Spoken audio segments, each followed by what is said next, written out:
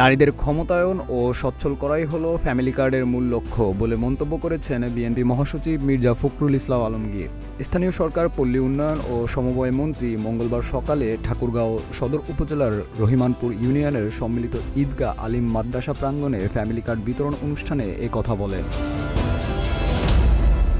ঈদগাহ আলিম মাদ্রাসা মাঠে প্রধান অতিথি হিসেবে উপস্থিত ছিলেন মির্জা ফখরুল ইসলাম আলমগীর। এ সময় প্রাথমিকভাবে ওই অঞ্চলের 590 জন নারীর হাতে ফ্যামিলি কার্ড তুলে দেন তিনি। এই স্কিমটাই হচ্ছে যে প্রত্যেকটা মহিলার প্রধান যারা পরিবারের তারা এই কার্ড একটা পাবেন।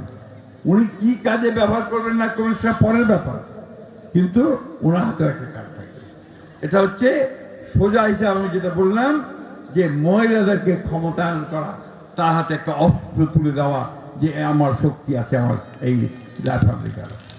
যাই হোক, আমি এখানে কাজ করতে আসছি, কাজ করব।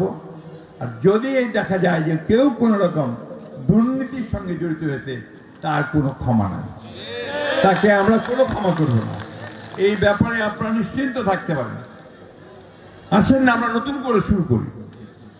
আমাদের অনেক ক্ষতি হয়ে গেছে, পেছন দিকে না তাকাই, সামনের দিকে তাকিয়ে সামনেটাকে কি করে সুন্দর করা যায়, কি করে আমরা ভালোভাবে বাস করতে পারি, কি করে বেঁচে বেটার লিভিং করতে পারি, বাচ্চাগুলোকে লেখাপড়া শেখাতে পারি, তাদের জন্য কাজের সংস্থান করতে পারি, স্বাস্থ্য সেবা মায়েদের জন্য করতে পারি।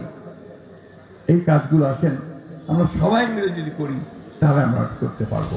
এ সময় মির্জা ফখরুল সবাইকে পেছনের ভুলগুলোর দিকে মনোযোগ না দিয়ে সকলে মিলে সামনে কাজ করার আহ্বান করেন। এছাড়া দুর্নীতিবাজদের ওপর কড়া হুঁশিয়ারি দিয়েছেন তিনি।